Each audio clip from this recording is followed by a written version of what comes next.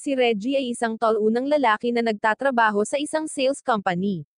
Siya ay malamang na may malakas na tama dahil ang taong ito ay sinusubukang kumilos na parang may trabaho, nakikipag-usap sa mga hindi nakikitang kliyente at nagbubuhos ng alak sa sinuman. Kinamumuhian niya ang pagtatrabaho sa mga araw na trabaho na bumubuhay sa kanya, nagrereklamo na ito ay nakakapagod at hindi ito natatapos. Pagod na siya sa parehong gawain, at pakiramdam niya ay hindi na ito magbabago. Lubhang nais niyang makalayo sa lahat ng bagay, ang sobrang kapasidad na train, ang mga nakatataas na umaabuso sa kanilang kapangyarihan, at ang trabaho mismo. Nais niyang laging gabi para hindi na siya pumasok sa trabaho kinabukasan. Ngunit isang araw, sa kanyang pag-uwi, siya ay bumagsak sa kanyang mga paa habang ang sakit ng pagkamuhi sa kanyang buhay ay sumasalungat sa kanya. Sa sandaling iyon, nagbabago ang kanyang background na para bang nagpa siya ang mga animator na baguhin ang tanawin.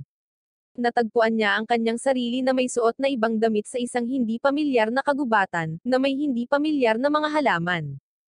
Ay oo, mansanas iyon kung nagtataka ka. Hindi niya maintindihan ang nangyayari. Laminggo-linggo siya sa paligid upang makita kung nasaan siya, iniinspeksyon ang mga halaman.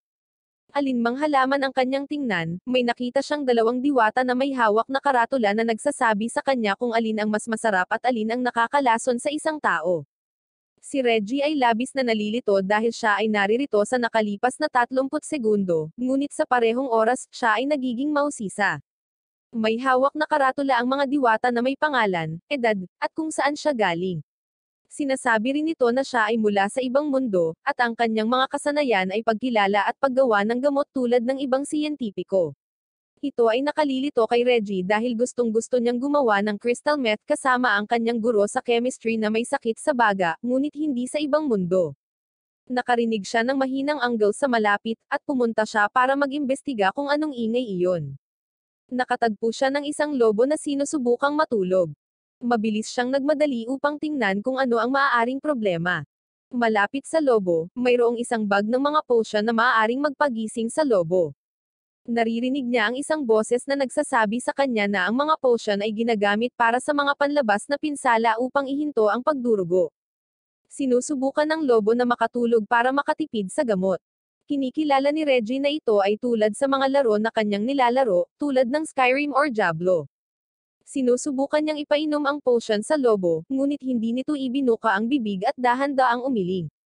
Hindi maintindihan ni Reggie dahil naisip niya na ang mga potion ay pag-aari ng lobo. Bakit naman magdadala ang isang lobo ng potion, nag-iisip ka ba Reggie? Inaamoy niya ang potion upang makita kung ligtas ito at nalaman niyang mabaho ito.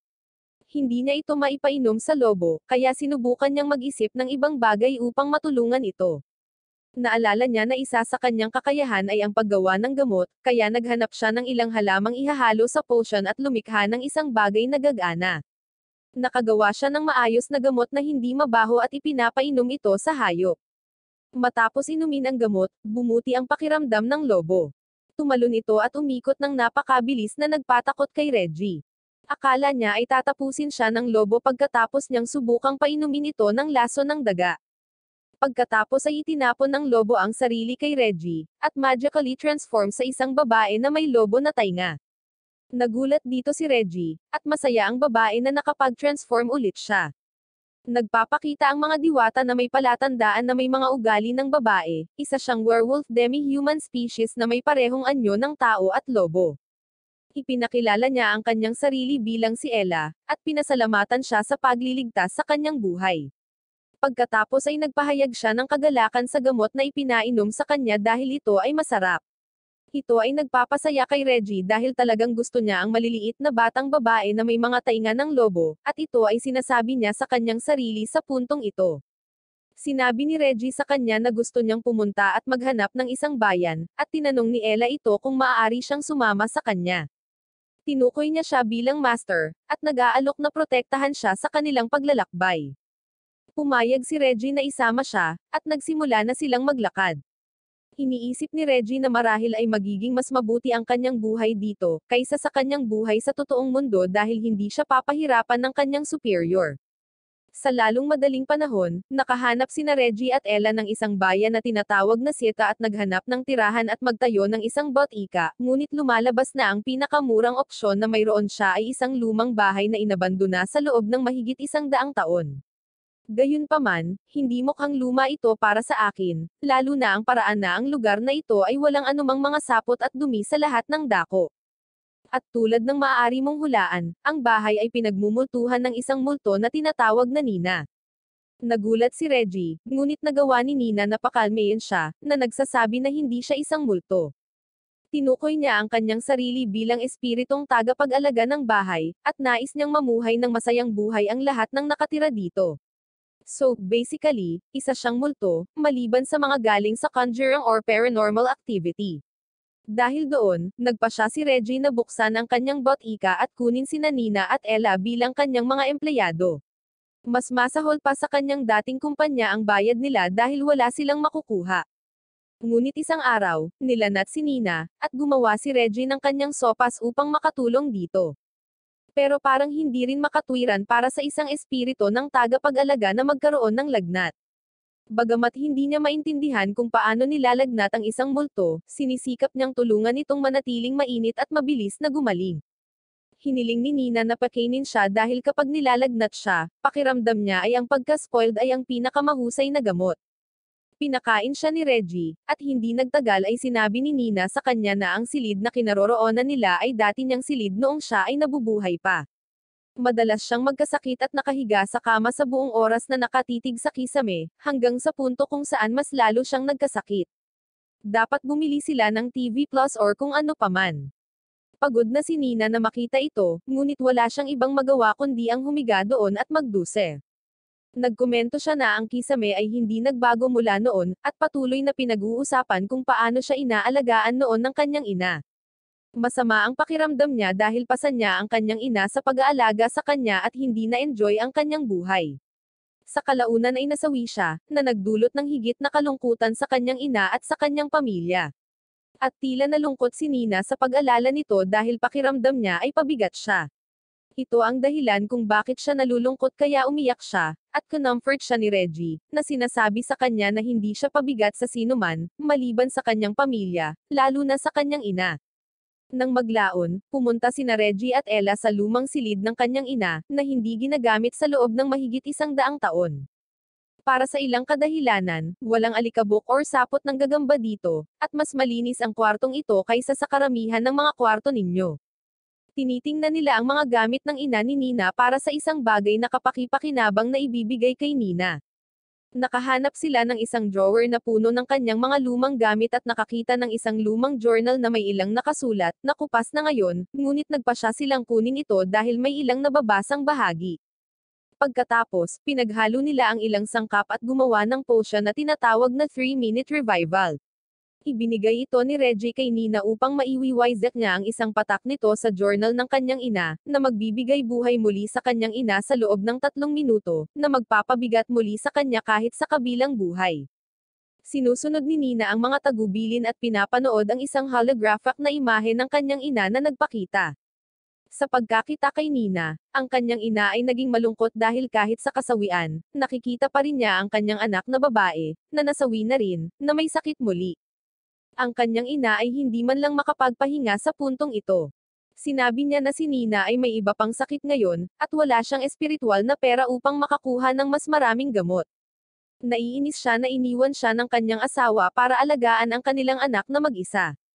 Umiiyak siya, nagtatanong kung bakit hindi na lang gumaling si Nina. Humingi ng paumanhin si Nina sa kanyang ina, sinabi na hindi niya sinasadyang magkasakit upang maging pabigat. Hindi niya kailanman hiniling na magkasakit, ngunit hindi nito binabago ang katotohanan na kinailangan ng kanyang ina na ipagpaliban ang kanyang buhay para pangalagaan siya. Sa masakit at malakas na boses, tinanong siya ng kanyang ina kung bakit hindi gumagana ang mga gamot, at malakas na sumagot si Nina na hindi niya alam. Sinabi ng kanyang ina na hindi rin alam ng mga doktor, at hindi na niya alam kung ano ang gagawin. Sinabi ni Nina sa kanyang ina na nasawi muna siya upang ang kanyang pamilya ay hindi na mag-alala tungkol sa buhay, at maging isang malaking pag-aaksaya ng oras. Sa pamamagitan ng kanyang kasawian, gusto niyang mapawi sa kanila ang pasanin ng pag-aalaga sa kanya sa lahat ng oras sa pamamagitan ng pagbibigay sa kanila ng depresyon at napakalaking emosyonal na pasanin. Tumalikod ang ina ni Nina at umiyak sa kanyang mga kamay. Tinanong niya kung bakit kailangang masawi muna si Nina dahil siya mismo ang gustong mauna sa kanyang anak. Gusto niyang mabuhay siya ng mas matagal at maging masaya, ngunit imposible iyon. Napagtanto ni Nina kung gaano nasaktan ang kanyang ina, at naging malungkot ang kanyang pagkasawi. Sinabi sa kanya ng kanyang ina na kahit mahirap, masaya siya noong nariyan pa si Nina. Nang masawi siya, lalo siyang naging masaya dahil sa wakas ay nasawi na ang pasanin, at sa wakas ay mabubuhay na rin siya sa gusto niyang paraan. Tinawag siya ni Nina na sinungaling, ngunit ang kanyang ina ay patuloy na nagsasalita. Nais niyang makita ang kanyang anak na tumanda at magpakasal pero sa kasamaang palad ay nasawi siya para sa mga plot twist at ilang emosyonal na dahilan. Gusto niyang bigyan siya ng heirloom na natanggap niya mula sa kanyang ina bilang regalo sa kasal. Malungkot na tinitingnan ni Nina ang heirloom na ibinigay sa kanya ng kanyang ina bago siya nasawi. Sinabi sa kanya ng kanyang ina na ang heirloom ay parang isang pamana ng pamilya, na maaaring kumita sa kanila ng malaking halaga na kita kung masusuri nila ito sa tamang presyo. Kailangan ni Nina na makakuha ng trabaho, at ang pagbebenta ng heirloom sa wakas ay makakapagpakilos sa kanya. Ang 3 minuto ay nagsimulang maubos dahilan upang mawala ang ina ni Nina. Nang mawala siya, sinabi niya kay Nina na ang ibig sabihin ng heirloom ay kapag nawala ako, iiyak ka, na mas ikinalungkot ni Nina ngunit medyo masaya.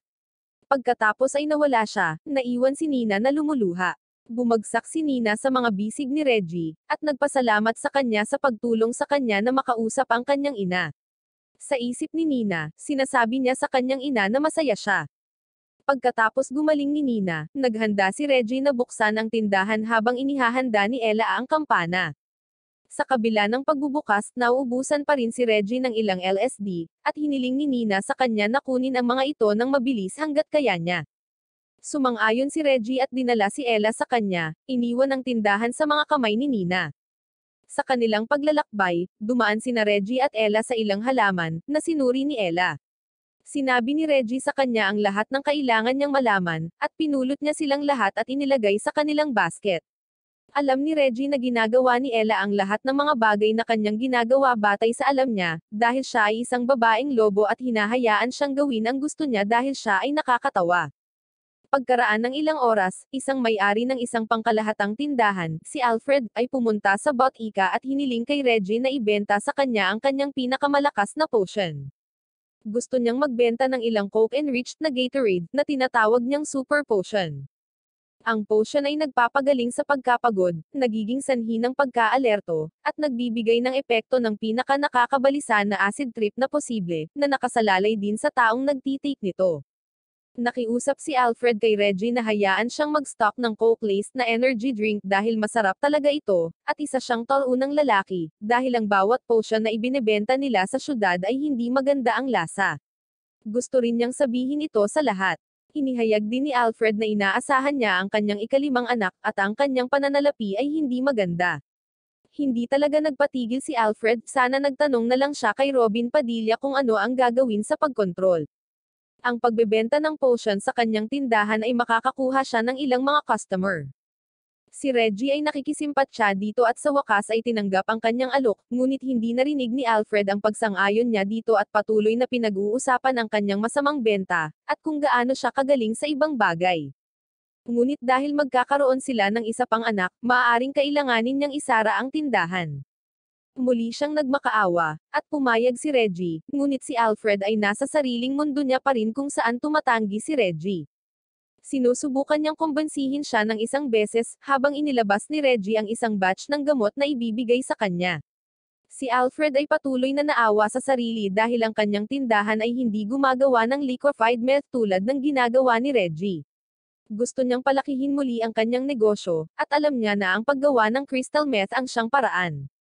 Nagtanong si Reggie sa kanyang starter, at doon niya napagtanto na pumayag si Reggie at humingi ng 25 bottles. Nagpasalamat siya kay Reggie sa tulong nito at masaya na mapapalaki niya ang kanyang ikalimang anak at hahayaan pa niyang matulog si Reggie kasama ang kanyang asawa para magkaroon sila ng ika-anim, dahil, alam mo, napakababa ng rate ng diborsyo sa ibang mundo, ngunit ang mga rate ng panloloko ay napakataas. Kinuha ni Alfred ang mga potion at umalis, nangako na ipupromote at ibebenta ang lahat ng ito. Sa kanyang pag-alis, si Nina ay gumagawa ng ilang mga kalkulasyon sa mga pagbabalik ng gamot. Sa tingin niya, napakamura ng benta ni Reggie ng gamot kay Alfred kung saan triple dapat ang presyo. Walang mindset si Reggie tulad ni Josh Moika, pero okay lang sa kanya iyon. Noong una siyang dumating sa seta, tinulungan siya ni Alfred, kaya gusto niyang ibalik ang pabor at tumulong na maibsan ang kanyang problema sa pananalapi, sa pamamagitan ng paggugol sa lahat ng tao sa bayan sa kanyang mga potion. Gayunpaman, pagkatapos ng araw na iyon, kumalat ang mga alingawngaw sa buong bayan tungkol sa mga potion ni Reggie. Nagustuhan ito ng lahat dahil hindi ito tulad ng ibang binibente ng iba. Ang bawat isa ay bumili ng isa para sa kanilang sarili at sa kanilang lola, at sa lola ng kanilang lola. Sila ay dumadagsa sa Alfred's General Store para sa kanilang pang-araw-araw na paggamit, at ito ay ikinatuwa ni Alfred at ang kanyang buntis na asawa, na iniisip na ang tungkol sa ikawalong anak. Dumagsa pa ang ilang customer sa bot-ika ni Reggie. Nagbigay ito ng sapat na pondo kay Reggie para makapagtrabaho siya sa isang bagong potion, isang detergent, oo, ang mabilis at madaling nag-aalis ng mancha. Humanga si Nina dito, at naisip ni Reggie na kailangan nilang idagdag ito sa kanilang stock. Pinakiusapan niya si Nina na magpahinga dahil baka magkasakit na naman siya, at hindi na nila matatawagan muli ang kanyang ina. Sinabi ni Reggie sa kanya na huwag na rin siyang magluto dahil ang mga maltong tulad niya ay hindi nakakatikim ng pagkain, sa makatuwid ang lasa nito ay parang nilagang lasong daga. Dinala niya si Ella upang kunin ang pagkain sa isang malapit na tavern, ang Rabbit Tavern. Tinulungan sila ng babaeng nagtatrabaho doon, si Rika, at nang sila ay aalis na, pinasalamatan siya ni Reggie sa kanyang tulong. Hindi tinatanggap ni Rika ang kanyang pasasalamat dahil naniniwala siya na dapat bigyan siya ni Reggie ng tip ng 100% ng kanyang in-order. Ipinakita ni Rika sa kanya ang nakakalason na likido na ginagamit niya upang maalis ang mga amoy na mayroon siya sa nakaraan, kabilang ang isang taong pinakaayaw niya. Ito ay nagpapaalala kay Reggie na ibigay sa kanya ang bagong detergent para masubukan niya at makagawa ng mas masasamang bagay. Sa sandaling iyon, ang dalawang lalaki, sina Mark at Darwin, ay tumayo mula sa kanilang mga upuan at tinanong si Reggie kung siya ang may pananagutan sa paggawa ng super potion. Medyo natakot si Reggie, iniisip na gusto siya ng mga lalaki na pahirapan siya. Agad na tumalon si Ella sa kanyang harapan upang protektahan siya nang maramdaman niyang may paparating na laban. Bago gumawa ng anuman ang dalawang lalaki, nagpakita ang isang babaeng nagngangalang Annalise at sinabihan silang huminto dahil kailangan din niya ang kanyang gamot, at hindi nila papahirapan ang siyang nagbebenta ng potion. Ang dalawang lalaki ay nag-aatubili na sumunod sa kanya at umupo. Natakot pa rin si Reggie, kahit na sinabi sa kanya ni Ella na siya ang nanalo sa laban. Tinanong niya si Rika kung sino ang mga nakakatakot na taong ito, at sinabi niya sa kanya na sila ang Red Cat Brigade. Maaring nagtataka ka kung nasaan ang pusa, ay, hindi pa namin ito nahahanap. Isa silang mercenary company na kinuha ng Lord para protektahan ang bayan, at si Annalise ang kapitan. Humingi ng tawad si Annalise kay Reggie tungkol sa kanyang mga tauhan, at mabilis itong hinayaan ni Reggie bago umalis kasama si Ella. Pagkaalis ng dalawa, sinabi nina Darwin at Mark sa kanilang kapitan na hindi na nila ito kaya at talagang nangangailangan ng mabilisang pag-aayos, at mabilis na sinundan si Reggie. Naglalakad si Reggie pauwi, pero parang may sumusunod sa kanya. Tumawag sa kanya ang mga lalaki mula sa tavern na huminto habang patuloy silang sumusunod sa kanya. Natakot na naman si Reggie dahil baka pahirapan na siya dito, pero lumapit sa kanya sina Darwin at Mark para yumuko habang tinatawag siyang sir. Ang mga lalaking ito ay nakikiusap sa kanya na ihatid ang 5 sa kanyang mga super potion sa kanilang dormitoryo sa kalahati ng presyo sa merkado. Sumugod si Annalise sa eksena, at sinimulang pag-alitan ang kanyang mga tauhan dahil ayaw niyang sila ang mauna sa pagkuha ng kanilang super potion. Ang mga taong ito ay gusto talaga ang potion ni Reggie, ngunit nakikiusap sila sa kanya na hayaan silang gawin ito dahil kailangan nila ang mga potion. Hindi nila iniisip na magagawa nila ang kanilang trabaho nang wala ang mga ito.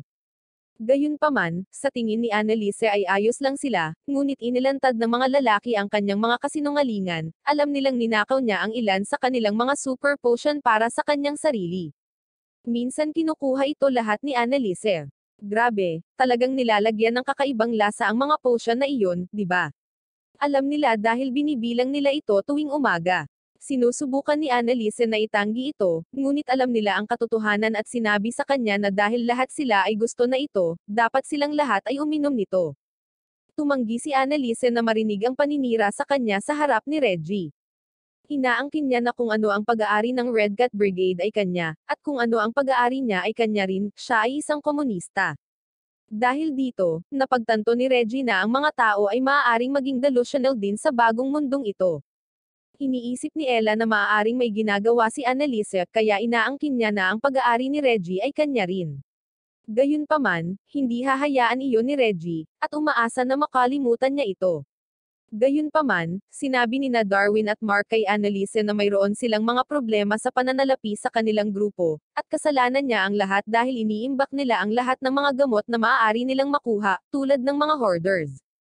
Nang marinig iyon, nagpasya si Reggie na ihatid ang gamot sa triple ang presyo.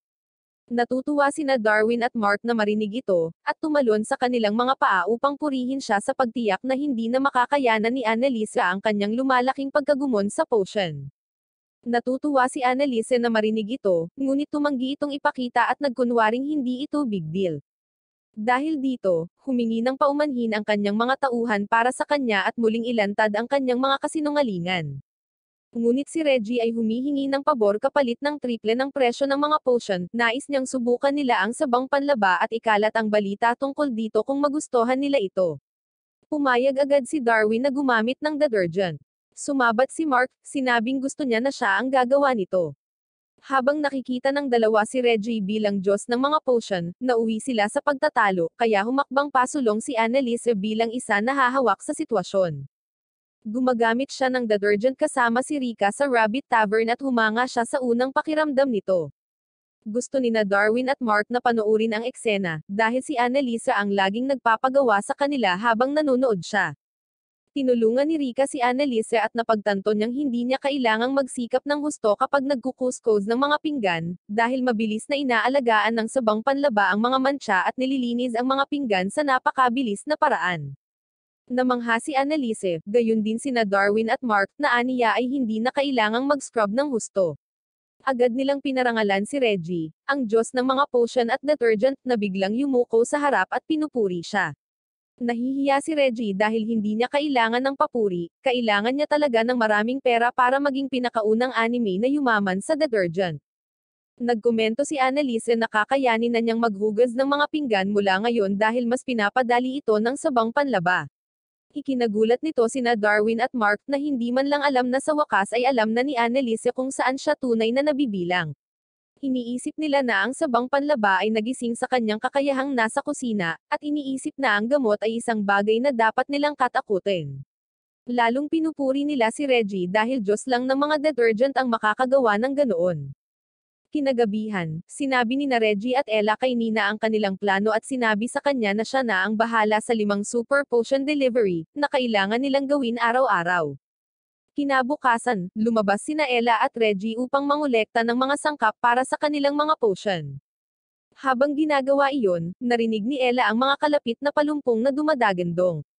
Mabilis siyang tumalon sa kanila upang makita kung ano ito, at inatake ng isang squirrel sa mukha. Nagtago si Ella sa likod ni Reggie at sinabi sa kanya ang tungkol dito. Ang squirrel ay lumabas mula sa mga palumpong at kumilos ng napakasama sa master at sa kanyang lobo. Sa ilang sandali, gayunpaman, ang squirrel ay bumagsak sa lupa dahil sa ilang sakit. Pinulot ito ni Reggie at pinainom ng kanyang hydrogen peroxide mixture na nakakagulat na gumagaling sa squirrel. Si Reggie ay nag-isip na ang squirrel ay maaaring nolason ng mani at nahawa. Iniwan nila ito upang magpahinga at umuwi. Pagkatapos magkabisa ang gamot, nagising ang squirrel at nakita silang lumalayo. Kinabukasan, kapag naghahanda ng magbukas ang botika, nakita ni Nina ang squirrel sa labas na dinadala sa kanila ang kanyang mga mani. Kinuha ni Nina ang mga mani sa loob upang ipakita sa dalawa pa. Kinakain ni Ella ang mga mani kahit na hindi sila sigurado kung maaari itong kainin ng hilaw. Nagtataka si Nina kung bakit bibigyan sila ng squirrel ng kanyang mga mani, at kung ang squirrel ay nagbigay sa kanila ng malinis na mani. Sinabi sa kanya ni Ella na ang squirrel ay nailigtas ni Reggie, at napagpasyahan ni Nina na ito ay nagbabayad ng pabor. Okay lang iyon kay Reggie, at sa tingin niya ay magiging masarap na merienda ang mga mani para kay Ella dahil nauubusan na sila ng dog food, at pinag-iisipan niyang ipakin ito sa kanya. Mula sa araw na iyon, ang squirrel ay nagdadala sa kanila ng mga mani araw-araw, ngunit si Nina ay may problema dito dahil kung minsan ang squirrel ay nagdadala ng masyadong marami, at si Nina ay isang multo, kaya hindi siya makakain ng alinman sa mga ito. Hindi rin siya marunong magluto ng mga ito, at wala rin siyang mga sangkap. Samantala, hindi pinansin ni Reggie ang kanyang mga alalahanin at humingi ng paumanhin sa hindi pagpunta sa grocery shopping. Nagpasya si Reggie na pumunta at umorder ng pagkain sa Rabbit Tavern kasama si Ella. Nang makarating ang dalawa sa tindahan, narinig nila ang may-ari, ang ama ni Rika, na sumisigaw na may lumabas sa kanyang tindahan. Tumakbo sila sa loob at nakita ang ama ni Rika na nagsasabi sa lalaki mula sa Monopoly na hindi niya ito ibinebenta, at sinabihan siyang umalis muli. Ang lalaki, na ang pangalan ay Francis, ay nagsabi sa may-ari na hindi niya susubukan na kumbinsihin siya na ibenta ang tindahan, ngunit gusto niya na siya ay pumunta at magtrabaho para sa kanya dahil siya ay nagluluto at ito ay napakasarap. Tumanggi ang may-ari dahil ang tindahan ay higit pa sa negosyo sa kanya, taglay nito ang mga alaala, at hindi niya ito hahayaang magsara ng ganoon kadali. Sinabi sa kanya ni Francis na hahayaan niya siya, ngunit hindi siya dapat tumakbo sa kanya kapag may nangyari na masama. Dahil tila banta ito, naalarma ang ama ni Rika dahil hindi niya alam ang ibig sabihin ni Francis. Umalis si Francis habang tumatawa ng malakas hanggang sa mabangga niya sina Reggie at Ella, na nakikinig sa usapan. Tinatawag niya silang hindi nag-iingat, at hindi pinansin pagkatapos ng isang tingin at lumakad palayo, patuloy na tumatawa. Nalito dito si Reggie at gusto siyang habulin at kagatin ni Ella ng walang dahilan, ngunit ang dalawa ay tinawag sa loob ni Rika at ng kanyang ama. Humingi ng paumanhin si Rika sa kanila dahil nasaksihan nila ang kanilang pag-uusap na mukhang nakakahiya. Tinanong ni Reggie kung sino si Francis, at kung maaaring Pierre ang pangalan niya dahil kamukha niya si Pierre. Sinabi sa kanya ni Rika na si Francis ang may-ari ng isang restaurant na kamakailan lang ay nagbukas sa malapit.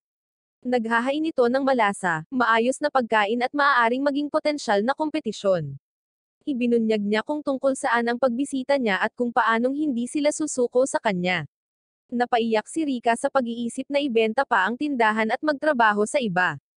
Naiintindihan ni Reggie ang nararamdaman niya dahil ganoon din ang mararamdaman niya. Tinanong ni Rika si Reggie kung ano ang dapat nilang gawin, at habang iniisip ito ni Reggie, inilabas ni Ella ang mga mani na nakuha nila mula sa squirrel at inalok ito kay Rika upang pasayahin siya. Hindi sila mananalo sa kompetisyon, pero at least makakakuha sila ng ilang masarap na mani mula sa isang random na squirrel. Sinabi ni Ella sa kanya na gusto niya ang kanilang pagkain, na ikinatuwa ni Rika at niyakap siya. Nang mas malapitan ng kanyang ama ang mga mani, napagtanto niya na ang mga ito ay Russian nuts na isang dekalidad na sangkap na napakahirap hanapin. Tinanong niya sila kung saan nila nakuha ang mga ito, at sinabi sa kanila ni Ella na nakuha nila ang mga ito mula sa isang squirrel. Hindi ito naiintindihan ni Rika at ng kanyang ama, ngunit sinabi ni Reggie sa kanila na medyo mahabang kwento na sasabihin niya sa kanila sa ibang pagkakataon. Sinabi ng ama ni Rika kay Reggie kung ano ang mga Russian nuts na ikinagulat niya dahil wala siyang ideya. Patuloy niyang ipinaliwanag na kahit na ang magagaling na chef mula sa buong mundo ay hindi mahanap ang mga mani sa kabila ng mahabang panahon ng paghahanap. Gayunpaman, nang matagpuan ang mga mani, ang mga ito ay mahirap lutuin, at maraming chef ang nauwi sa pagkasira ng mga pinggan dahil dito. Minsan, gayunpaman, ang mga mani ay ibinigay sa palasyo ng isang hari. Doon, isang maalamat na royal chef ang nagtagumpay sa paggawa ng sauce mula sa kanila, at ang sarsa ay talagang masarap. Umaasa si Rika na makakagawa sila ng mga nuts noon, ngunit ibinunyag ng kanyang ama na ang maalamat na chef ay nasawi dahil sa pag-inom ng nut sauce, ibig sabihin ito ay lason sa mga chef. Saglit na nag-isip si Reggie at napagtanto niya na kung magagawa nilang muli ang sauce, tatalunan ng Rabbit Tavern ang negosyo ni Francis. Inaako niya ang tungkulin na gumawa ng sauce dahil siya ang may mga sangkap. Nagpasya siyang hanapin ang squirrel kung saan nila ito huling nakita, ngunit hindi nila ito nakita or ang mga mani. Sinusubukan din ni Ella na hanapin ito gamit ang kanyang ilong, ngunit hindi ito gumana. Ang dalawa ay sumuko at nagpasya na umuwi, ngunit habang sila ay lumalayo, ang squirrel ay tumitingin sa kanila mula sa ibabaw ng isang puno, hinuhusgahan ang kanilang walang saysay na pagsisikap na hanapin ang nut god. Sa bahay, ikinwento nila kay Nina ang mga pangyayari ngayong araw at kung gaano sila kawalang silbi. Sinabi nila sa kanya ang tungkol sa kung gaano kahirap hanapin ang mga mani, at kung paano magiging mahirap gawin ang sarsa ng walang nut sa loob. Sa sandaling iyon, nakarinig sila ng katok at pumunta para tingnan ito, sa pag-aakalang ito ang ulan. Nang buksan nila ang bintana, nalaman nilang ito ay ang squirrel, na dumating upang bigyan sila ng isang malaking halaga ng Russian nuts.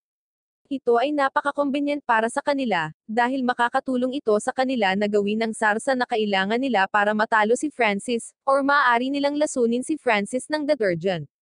Nagpapasalamat sila sa squirrel at agad na gumawa ng sarsa. Pagkaraan ng ilang oras, natapos na nila itong gawin. Mukha masarap at mabango ito. Ang lasa nito ay hindi pa perpekto ngunit may nakakapreskong aftertaste na hahayaan ang mga tao na gustuhin pa ito. Ito ay isang pambihirang delicacy na kahit na ang hari ay hindi nakakatikim nito ng madalas. Pagkatapos ay nagpasya silang gamitin ito sa Rabbit Tavern kung saan ito matitikman ng lahat. Habang ginagawa nila ito, si Francis ay nasa lansangan at naaamoy ang mabangong aroma ng nut sauce na kinikilala niya bilang parehong sarsa na inihain sa palasyo ng hari. Agad niyang sinusundan ang amoy para malaman kung sino ang gumagawa ng ganoong pagkain. Nalaman niya na ang pinagmulan ay sa Rabbit Tavern, at nagmamadali na pumunta sa loob upang makitang puno ito ng mga taong mahilig sa nut sauce.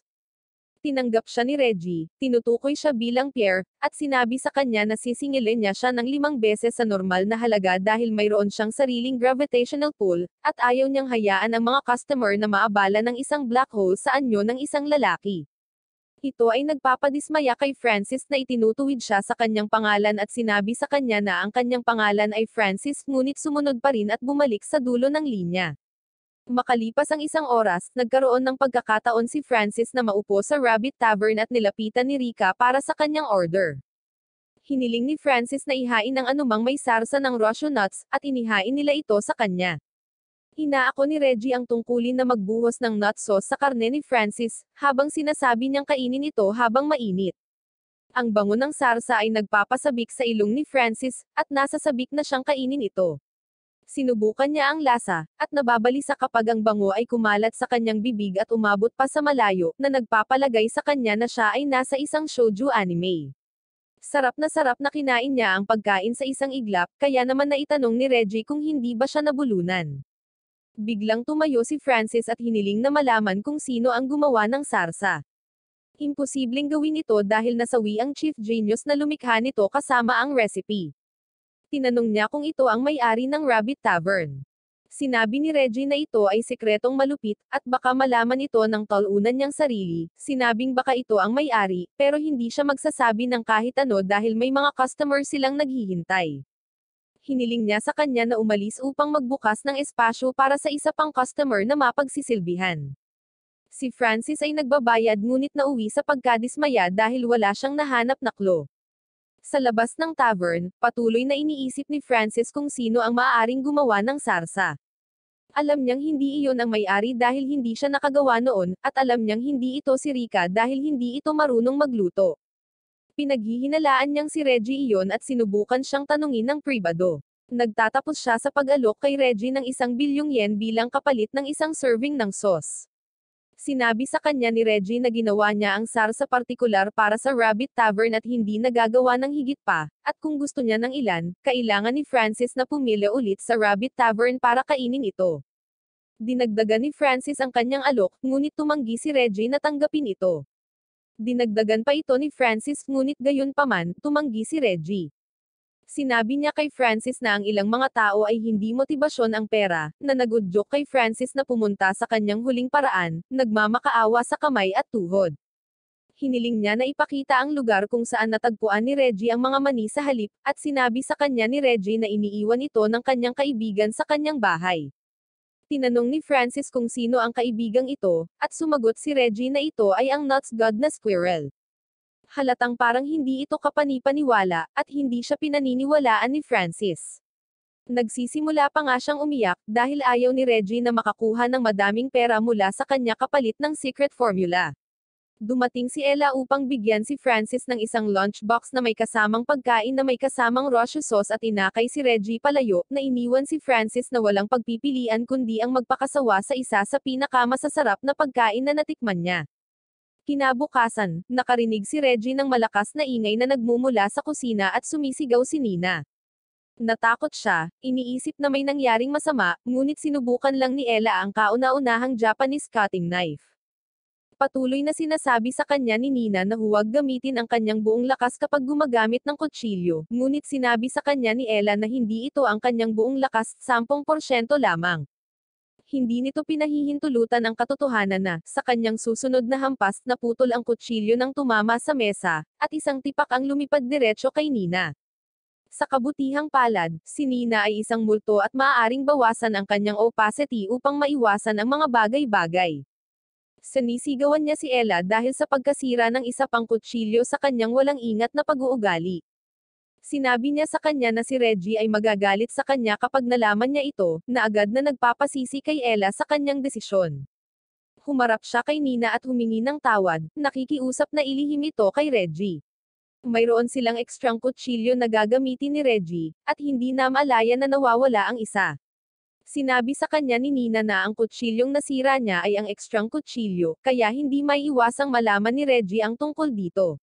Galit din siya dahil hindi siya makakapagluto dahil walang sino man sa bahay na ito ang maaaring magluto maliban kay Reggie, at kahit na hindi ito pagkain. Si Reggie ay nakikinig sa kanila mula sa kanto at sa wakas ay naglakad sa kusina. Agad na iniulat ni Nina si Ella, ngunit mabilis na nagmadali si Ella na magtago sa likod ni Reggie at ini-report si Nina na galit sa kanya.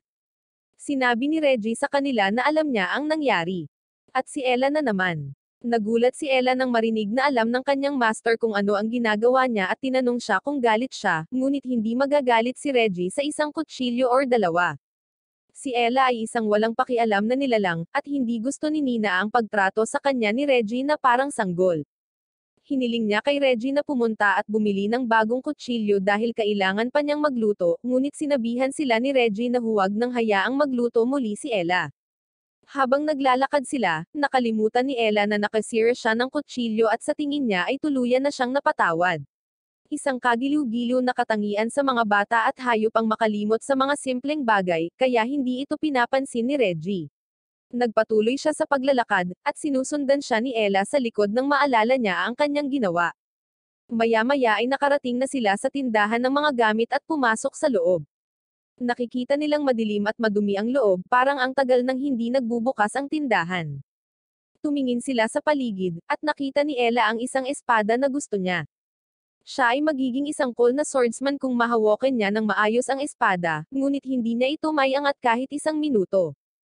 Hinanap ni Reggie ang mga kutsilyo at nagsimulang tumawag para sa isang tao na tulungan siyang magbayad para sa mga ito, kung hindi ay nanakawin niya ang mga ito.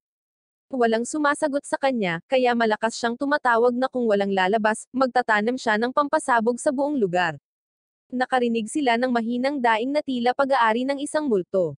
Si Reggie ay umulit at sumigaw muli, na pinalabas ang storekeeper na si Pauline at sinabi sa kanya na tumahimik, na tinatakot siya at si Ella. Matapos ang unang pagpapakita, si Pauline ay sumuri-suray at bumagsak muli sa ilalim ng counter habang siya ay nakadikit pa rin sa lupa. Tinanong siya ni Reggie kung okay lang siya, at sinabihan niya itong tumahimik dahil sinusubukan niyang gumawa ng walang usok na damo. Sinabi niya na natagpuan niya ang kanyang sarili sa sahig nang magising siya, na ikanalito ni Reggie. Kapag nakita siya ni Pauline ng maayos, nakikita niya na siya ang god of the detergent and potion na naririnig niya sa lahat ng oras. Nang makumpirma ni Reggie, ipinakilala niya ang kanyang sarili bilang ang nagpapatakbo ng shop. Ibinenta niya sa kanya ang mga kutsilyo, at sinabi sa kanya na umiinom siya ng isa sa kanyang likidong meth gabi-gabi upang manatiling gising. Siya ay napakaabala at pagod mula sa paggawa sa pag-aayos ng armor ng Red Cat Brigade, at ang kanilang mga gauntlets ay nagpapahirap sa kanya. Naiintindihan na ngayon ni Reggie na si Pauline ay nagpupuyat ng buong gabi para ayusin ang mga bagay, sa halip na gumawa ng walang usok na damo. Tiningnan niya ang gauntlet at nakitang nawasak na ang iron plate. Alam niyang dahil ito sa pagsusumikap ni Annalisa, at ng kanyang team sa pagprotekta sa bayan mula sa mga tulisan at magnanakaw. Gumagawa sila ng mahusay na trabaho. Dinala ni Pauline si Reggie sa likod, at ipinakita sa kanya ang lahat ng sirang baluti na naghihintay para sa kanya upang ayusin. Tinanong siya ni Reggie kung paano niya ginagawa ang kanyang trabaho, at ipinaliwanag niya na gumagamit siya ng katad or bakal para ayusin ang sirang baluti, ngunit mahirap ayusin ang mga gauntlets. Gusto niyang palitan na lang sila ng Red Cat Brigade ngunit patuloy silang tumanggi at hinihiling sa kanya na ayusin ang mga ito. Ipinaalala ni Reggie sa kanya na ang Red Cat Brigade ay naghihirap na dahil ginawa niya silang umasa sa kanyang mamahaling potion. Muli siyang umiinom ng isa pang meth potion at bumalik sa trabaho sa pag-aayos ng mga gauntlets kahit na magtatagal ang mga ito. Tinanong niya si Reggie kung maaari siyang gumawa ng ilang potion na magpapabilis sa proseso, sa pamamagitan ng pagdikit ng mga putol na piraso. Sa palagay ni Reggie ay hindi niya ito magagawa, ngunit iniisip niya ito at napagtanto na kaya niyang gumawa ng ganoon. Tumakbo siya palabas ng tindahan upang bumalik sa Botica, naiwan doon si Ella upang maglaro ng mga espada. Ibinigay niya kay Nina ang kanyang mga kutsilyo, at pumunta sa kanyang lab para ihalo ang lahat ng uri ng mga bagay para gawin ng isang potion na kailangan ni Pauline, at umalis. Bumalik siya sa tindahan ng mga kasangkapan at nakitang muli si Pauline sa sahig. Nahimatay siya dahil sa pagkapagod. Ipinakita ni Reggie sa kanya ang potion na ginawa niya, at sinabi sa kanya na gagawin nito ang gusto niya at mapapadali ang kanyang trabaho. Pumunta sila sa likod para subukan ito sa isa sa mga gauntlets. Pinagsasama-sama nila ang mga putol na piraso at inilalapat ang potion sa bitak, at ang mga piraso ay magkakadikit na parang mahika. Ang bitak ay nawawala pa nga. Ito ay karaniwang sumasalungat sa alituntunin ng alchemy, at si Reggie ay dapat na magbayad ng higit sa isang braso, isang binti, at isang kapatid para sa paggawa ng gayong sorcery. Humahanga si Pauline dito, at tinitingnan ang gauntlet upang makita kung ito ay hihiwalay kapag ikinakaway niya ito. Hindi naman na lalong humahanga sa kanya dahil hindi man lang tumagal ng isang segundo para matapos ang trabaho. Parehong hinahawakan ni Pauline at Reggie ang gauntlet sa magkabilang dulo, at hinaila ito upang makita kung ang mga piraso ay matatanggal ngunit hindi na hinihila ang mga ito hanggang sa mahulog sila sa sahig. Nagtagumpay si Reggie sa paggawa ng super glue na magpapadikit sa anumang bagay, at makakadagdag pa sa mga nawawalang atomo sa anumang bagay, na halos ginagawa siyang alchemy god. Iniisip niya kung paanong hindi na kailangang mag-alala si Annalisa tungkol sa kanyang baluti ngayon. Iniisip ni Pauline kung gaano siya kabilis makakapagtrabaho ngayon. Habang nag-uusap sila, ninakaw ni Ella ang pandikit sa mesa at inilagay ang ilan sa kanyang mga daliri upang paglaruan. Nangyayari ang mahika nito bago siya mabigyang babala ni Reggie, at nagkadikit ang kanyang mga daliri. Si Ella ay nabigla at sinubukang putulin ang pandikit gamit ang isang kutsilyo, ngunit hindi ito gumana. Umiiyak siya at hiniling kay Reggie na tulungan siya habang hawak ang mga kamay nito, na ikinatawa ni Pauline. Sinabihan siya ni Reggie na huminahon dahil puputulin niya ang mga daliri nito, ngunit nang subukan niyang bitawan ang kamay ni Ella, nalaman niyang dumaikit ang mga daliri nito sa daliri nito. Siya ay nabigla, at siya at si Ella ay sinubukang paghiwalayin ang kanilang mga daliri, ngunit hindi sila nagtagumpay, na talagang nakakatuwa kay Pauline. Hindi rin iniisip ni Ella na ito ay masyadong masama dahil siya ay mananatili sa kanyang master magpakailanman. Pagkatapos ay nagpa siya ang dalawa na umuwi, at nakita sila ni Pauline at sinabi sa kanila na bibisita siya sa ibang pagkakataon upang pasalamatan sila sa kanilang tulong. Pagdating nila sa Botica, napansin agad ni Nina na may kakaiba habang magkahawak ang dalawa. Sinabi sa kanya ni Ella na ang pandikit ang gumawa nito. Nagpahayag si Ella ng kagalakan na makapit muli sa kanyang master. Tinanong ni Nina kung ibig sabihin nito ay gagawin nila ang lahat ng magkasama, tulad ng pagpunta sa banyo, pagligo, at pagpunta sa kwarto ng magkasama. Kinumpirma at inulit ni Reggie kay Ella na pupunta sila sa banyo at maliligo ng magkasama, na hindi naman talaga niya ikinaalarma. Sa halip ay ikinaalarma nito ni Nina. Sinabi ni Nina sa kanila na tatawagan niya ang magpulis, ang FBI, Interpol, at ang presidente para habulin si Reggie. Itinuro ni Ella na siya ay may maruming pag-iisip, at tinuro siya nito at tinawag siyang pinakamarumi dito, kaya napahiya si Nina.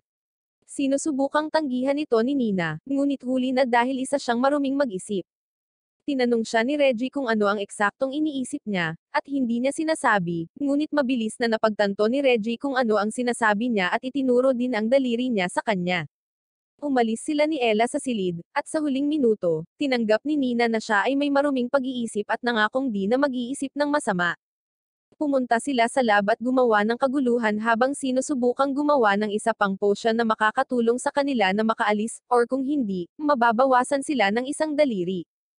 Pagkaraan ng ilang sandali, nagtagumpay sila sa paggawa ng potion na tinatawag na removing finger potion. Ayaw gamitin ni Ella ang potion dahil gusto niyang manatiling ganito magpakailanman, at gumagalaw ng husto para maantala si Reggie. Sa kasamaang palad para sa kanya, inilapat ni Reggie ang potion, at naghiwalay sila. Agad niya itong pinagalitan dahil sa paghawak sa mga bagay na hindi niya alam ngunit hindi ito nakikinig sa kanya.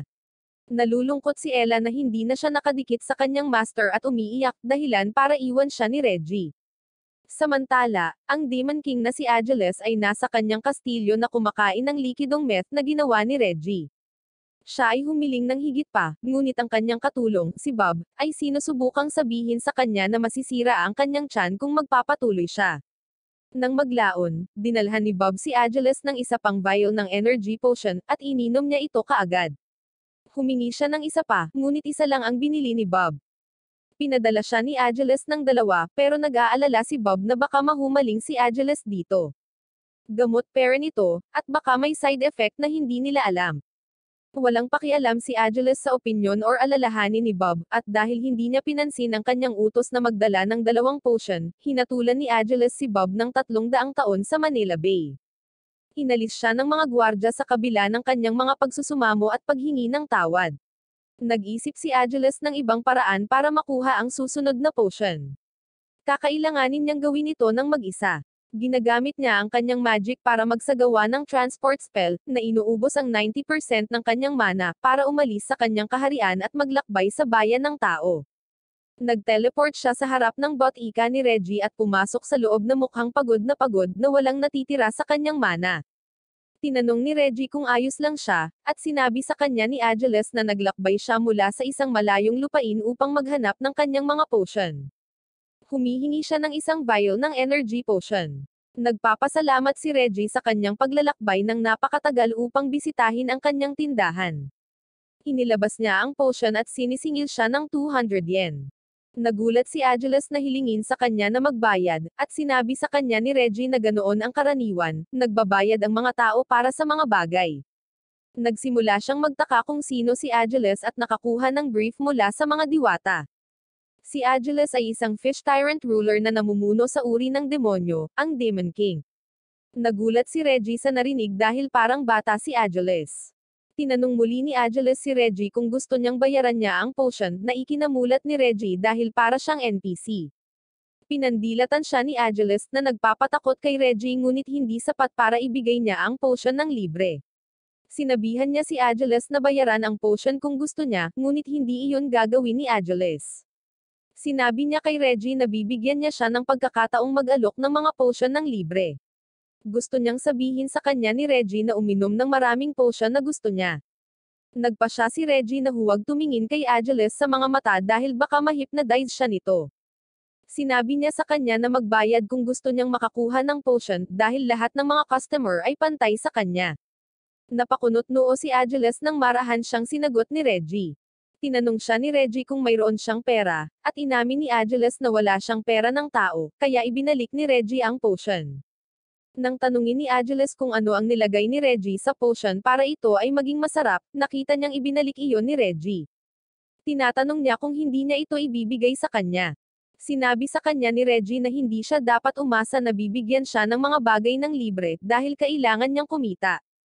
Sinabi ni Reggie sa kanya na umalis sa kanyang tindahan kung wala siyang bibilhin. Nagpagalit ito kay Angeles. Nagbanta siyang tatangayin ang tindahan at sisirain ito gamit ang kanyang kapangyarihan. Sinabi sa kanya ni Reggie na kung gagawin niya iyon, hindi na siya gagawa ng anuman sa mga potion. Siyempre, hindi opsyon yun para kay Angeles dahil nahumaling na siya ngayon sa mga potion. Agad siyang kumalma at humingi ng tawad. Nagbabago ang kanyang saloobin, at ipinakilala niya ang kanyang sarili kay Reggie sa paraang inaasahan pa rin na mabibigyan siya ng potion ng libre. Sinabi sa kanya ni Reggie na sinusubukan niyang maghanap buhay sa pamamagitan ng pagbebenta ng kanyang mga potion, bakit ginagamit ng isang tao ang kanilang katayuan at kapangyarihan para subukang agawin ang kanyang pagsusumikap. Napagtanto ni Angeles na hindi masyadong magandang gawin iyon. Nagpagulat ito kay Reggie dahil hindi niya inaasahan na may moral or napakaamo ng Demon King. Sa sandaling iyon, dumating si Ella upang tawagan si Reggie upang pumunta at kumain. Nang makita ni Angeles si Ella, agad siyang nabigla na ikinagulat ni na Ella at Reggie. Tinanong niya si Ella para sa kanyang pangalan, at kapag sinabi niya sa kanya, sinabi ni Angeles sa kanya na ito ang pinakamagandang pangalan na narinig niya. Nagpatuloy siya sa isang pagiging Rizboy tungkol sa kung gaano karangal ang kanyang mga tainga, at kung gaano kakintab ang kanyang pilak na buhok, at ang iba pang bahagi ng kanyang katawan. Pagkatapos, tumalikod siya at hiniling kay Ella na maging asawa niya, ngunit tahasan itong tumanggi dahil gusto niya si Reggie. Nasasaktan si Angeles at ayaw niyang may hamarang sa kanya. Sinabi sa kanya ni Reggie na hindi siya humahadlang, hindi lang siya gusto ni Ella. Tinapik niya ang ulo nito na halos mapaiyak si Angeles. Sinabi ni Ella kay Reggie na malapit nang maging handa ang pagkain at umalis. Sinabihan ni Reggie si Angeles na umalis, ngunit pinigilan siya ni Angeles upang mag-alok. Hiningi niya si Ella at isang potion bilang kapalit ng kalahati ng mundo kapag nasakop niya ito. Sinabi sa kanya ni Reggie na kawalang isip iyon at dapat niyang gantimpalaan ang kanyang mga kampan, na gagawin sana ang halos lahat ng trabaho para sakupin ang mundo para sa kanya. Sinabi ni Reggie na hindi siya karapat-dapat sa kalahati ng mundo kapag wala pa siyang nagawa. Hiniling niya sa kanya na alagaan ang kanyang mga kasambahay sa halip na naiintindihan at sinang-ayunan ni Angeles, ngunit pagkatapos ay nagbago ang kanyang isip dahil gusto niya si Ella ng labis na ipagpapalit niya ang kalahati ng mundo upang makuha siya. Tumanggi si Reggie dahil hindi binibenta si Ella, at hindi niya ito gusto. Hindi alam ni Angeles ang gagawin dahil gusto niya pareho ng potion at si Ella. Sinabi ni Reggie na gusto rin ni Ella ang mga potion, kaya humingi si Angeles ng 2 potion kay Reggie. Pinaalalahanan siya ni Reggie na wala siyang pambayad sa mga ito. Walang ibang pagpipilian si Angeles kundi ang umalis, at tumakbo siya palabas ng tindahan na umiiyak. Makalipas ang 3 araw, bumalik siya na may dalang isang supot ng pera para makabili ng potion. Tinanong siya ni Reggie kung paano niya nakuha ang pera, at sinabi ni Angeles sa kanya na pumunta siya sa bayan at tinakat ang mga tao na bigyan siya ng pera. Nang tingnan ni Reggie ang loob ng pouch, nalaman niyang barya lang ito at mga candy. Tinanong niya si Angeles kung naniniwala pa nga ba ang mga tao na siya ang Demon King, or kung gumawa siya ng magic trick para kumbensihin sila. Hindi nagsagawa ng stunt si Angeles dahil ayaw niyang ibigay ang kanyang lokasyon sa kanyang mga kaaway. Siya ay naniniwala na sila ay tumingin lamang sa kanya at nakinig sa kanyang mga salita, at ang makaharing dignidad sa loob niya ay nagpaunawa sa kanila. Tinapik siya ni Reggie sa balikat dahil maganda ang kanyang ginawa, at sinabi sa kanya na tiyak na naawa ang mga tao sa kanya. Kumbinsido si Angeles na natatakot sila sa kanya at sumuko dahil malamang nananakot siya. Sumang-ayon na lang si Reggie sa kanya dahil sa awa rin at sinabing hindi sapat ang pera, pero bibigyan niya ito ng potion dahil masama ang pakiramdam niya. Hindi ito sinasang-ayunan ni Angeles dahil ayaw niyang kawan siya. Gusto niyang pumunta at maghanap ng sapat na pera, ngunit sinabi sa kanya ni Reggie na ayos lang dahil naaawa siya dito at bibigyan na niya ito ng isang potion. Ikinagagalit nito si Angeles dahil hindi niya kailangan ng simpatiya ni Reggie. Sinusubukan niyang huwag tanggapin ang potion dahil hindi siya nakakaawa. Lumabas si Ella, at binibigay sa kanya ni Angeles ang potion, ngunit hindi ito tinanggap ni Ella dahil mayroon siyang sariling potion, na ibinigay sa kanya ni Reggie. Dahil dito ay bumagsak si Angeles sa sahig, na lalong ikinaawa ni Reggie sa kanya. Isa siyang Demon King, ngunit hindi siya nakakuha ng sapat na pera mula sa mga taong naawa sa kanya. Binigyan siya ng potion dahil sa awa at ibinigay ito kay Ella, ngunit tinanggihan niya ito.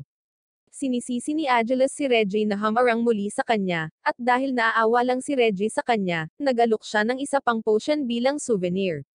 Napaiyak si Angeles dahil halatang kinukot siya ni Reggie. Sinabihan siya ni Reggie na inumin ang potion ng maayos, ngunit ayaw ni Angeles ng kaawa-awang potion. Inubos ni Ella ang kanyang potion at hiniling kay Reggie na gumawa ng higit pa para sa kanya. Nakuha ni Angeles ang ideya na kung siya mismo ang gagawa ng mga potion, magiging kanya si Ella. Ito ay isang magandang ideya, halos gumawa siya ng isang bal-isang tawa. Binago niya ang kanyang diskarte at yumuko, hiniling kay Reggie na kunin siya bilang kanyang apprentice. Ayaw ni Reggie na yumuko si Angeles dahil siya ang Demon King, dahil mapapahiya ang kanyang mga kampan. Tumanggi din siyang kunin siya bilang isang apprentice, at inihayag ni Angeles na hinulaan niya na sasabihin iyon ni Reggie. Inaalok niya sa kanya ang kalahati ng mundo kapalit ng pagiging estudyante niya, ngunit tumanggi si Reggie na tanggapin iyon. Sinabi niya sa kanya na hindi niya ito kailangan, at na dapat lamang niyang ayalay ang kalahati ng mundo kapag nasakop niya muna ito. Ipinaliwanag niya na ang kanyang mga kasanayan ay hindi isang bagay na maaaring ituro. Ito ay binibigyang kahulugan ni Angeles bilang ang mga diskarte ay hindi itinuro ngunit ninanakaw, at itinala ito sa kanyang aklat.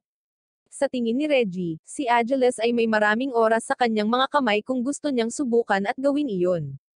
Sinabi sa kanya ni Angeles na pupunta siya sa tindahan sa loob ng 5 oras sa loob ng 5 araw, at gagawa siya ng ilang mga simpleng trabaho tulad ng pagpapakinis ng mga bote.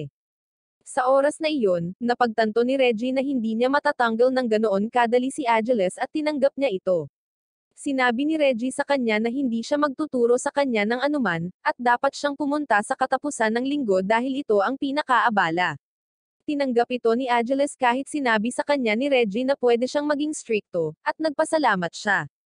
Lumabas si Nina para sabihin kina Reggie at Ella na handa na ang tsaa at nakikilala niya si Angeles. Tinanong niya kung sino siya, at hindi pinahahalagahan ni Angeles ang kanyang tono, at hinatulan niya siya ng hagupit. Tinanong ni Nina kung si Angeles ay isang tao na dapat niyang iwasang makipag-eye contact, at bago makasagot ang sinuman, nawala siya, na tinatakot ang buhay ni Angeles. At ayon kung paano naging empleyado ng botika ni Reggie ang Demon King. Bumalik sa kastilyo ng Demon King, nag-aalala si Bob para kay Angeles dahil matagal na siyang umalis. Nanghihinayang siya na hindi siya binilhan ng mas maraming potion. Kahit na bumalik si Angeles sa kanyang kastilyo, umalis siya para magtrabaho sa botika ni Reggie. Dahil dito, kinuha ni Bob ang kanyang sarili na hanapin siya sa pamamagitan ng pag-post ng mga poster ng nawawalang tao sa mga lansangan. Dumating si Pauline para tanungin si Bob kung hinahanap niya si Angeles. Nang umamin ito, sinabi nito sa kanya na kilala niya ito at dinala siya sa botika ni Reggie. Doon, ipinakilala ni Bob ang kanyang sarili kay Reggie, at habang ginagawa niya iyon, lumabas si Angeles at nakita siya. Saglit silang nag-uusap, at ipinaliwanag ni Angeles kung bakit siya nawawala nitong mga nakaraang araw. Sinabi ni Reggie kay Angeles na dapat ay sinabi niya sa kanyang tagapag-alaga na siya ay nagtatrabaho ng part-time, ngunit ipinaliwanag ni Angeles na si Bob ay hindi kanyang tagapag-alaga. Gayunpaman, hindi interesado si Reggie sa kanyang sasabihin. Nagbanta siya na sisibakan siya kapag hindi niya susundin ang kanyang mga alituntunin, kaya humingi ng tawad si Angeles.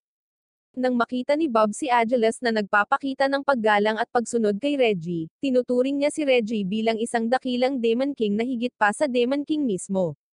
Wala pang nakagawa ng ganoong gawa, at kahit si Angeles ay sumasang-ayon. Hindi alam ni Reggie kung paano siya mapupunta mula sa isang Diyos ng medisina tungo sa isang dakilang Demon King sa napakaikling panahon. Sinabi ni Bob kay Reggie na mapagkakatiwalaan niya si Angeles dahil alam niyang isa siyang dakilang Demon King. Umaasa siyang maaalagaan niya si Angeles at umalis. Natapos ang araw, at natulog si Reggie at iniisip kung gaano kabisi ang araw na iyon. Kinabukasan, nagpa siya ang trio ng botika na magtungo sa isang picnic malapit sa lawa. Nag-aalala si Reggie na baka gusto ng mga babae na magbakasyon kung saan doon sila magpapalipas ng gabi, ngunit sinabi sa kanya ni Nina na mas gusto niyang magpiknak sa lawa dahil doon siya madalas pumunta kasama ang kanyang pamilya noong siya ay buhay pa. Marami itong alaala para sa kanya, at masaya siyang pumunta doon kasama sina Reggie at Ella. Sumang-ayon si Reggie, pero bago sila makaalis, dumating si Angeles at nagpasalamat sa paghihintay sa kanya, kahit na nagkataon lang. Hindi man lang nila siya inimbitahan. Walang pakialam si Angeles, at handa na siyang umalis pero ayaw siyang isama ng grupo. Tumakas sila palayo sa kanya, at napilitan siyang habulin sila at nakahabol sa kanila. Dumaan sila sa kagubatan, at nagulat si Reggie na may lawa doon dahil ito ang unang beses na narinig niya ito. Sinabi ni Nina na mahirap itong hanapin maliban kung alam mo ang daan. Maya-maya, nakarating na sila sa lugar. Pagdating nila, nakita nila na maganda, tahimik, at payapa na lugar na walang ibang nakikita maliban sa mga puno at bulaklak. Doon, nagsimulang mag-alala si Reggie dahil masyadong tahimik. Naalala ni Nina na ang lugar ay dating masigla 100 taon na ang nakalilipas, ibig sabihin malaki na ang pinagbago nito. Nakita ni Ella ang ilang karatula sa malapit na nakaturo sa kabilang daan ng kagubatan at nagbabala sa mga halimaw at hayop doon. Ito ang dahilan kung bakit wala nang pumupunta sa lawa. Buong pagmamalaking ipinangako ni Angeles kay Reggie na paprotektahan niya sila kung may umatake man, at ganoon din ang ipinangako ni Ella. Nagpa siya si Reggie na tanggapin ang kanilang salita para dito, at nagsimula ang picnic. Mayroon silang ilang tsaa, at nagpapasalamat si Reggie kay Nina sa pagsasabi sa kanila tungkol sa lugar. Ito ay isang nakakapreskong lugar. Sinabi sa kanya ni Nina na mas masaya siyang gawin iyon dahil masaya siya kapag nasa paligid niya sila. Nakita niya ang mukha ng kanyang ina, at napaiyak siya. Naantig siya sa kanyang kaligayahan at sa katotohanang naabot niya ito. Bumangon si Angeles at idineklara na, dahil ito rin ang kanyang unang picnic, sobrang naantig siya. Tinanong siya ni Reggie kung siya ay isang introvert, at bago pa magalit si Angeles, nag-aalok siya na turuan siya kung paano mangisda dahil ang isang introvert na tulad niya ay hindi nagagawa iyon noon. Nakangiting tinanggap ito ni Angeles, at pumunta sila sa lawa para magsimula. Sinabi ni Reggie kay Angeles ang unang hakbang, humanap ng lugar kung saan may isda. Dahil dito, nakakuha siya ng bagong kasanayan na tinatawag na find fish. Agad niyang nakita ang isda at masaya siyang nagsimulang mangisda.